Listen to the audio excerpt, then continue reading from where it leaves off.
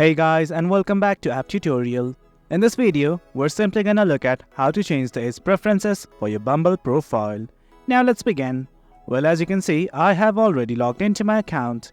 In case you have not, do log in right now. This right here is the interface once you've logged in. In case you have not, do log in right now. What we want to do is simply change the age preferences. Right here on the left to this Bumble text, you will see something like filters. Simply click on it. Then you can see something like this. Here's I'm interested in, and just below it is age, the thing we're looking for. Do note that you can also change your distance preferences from right here.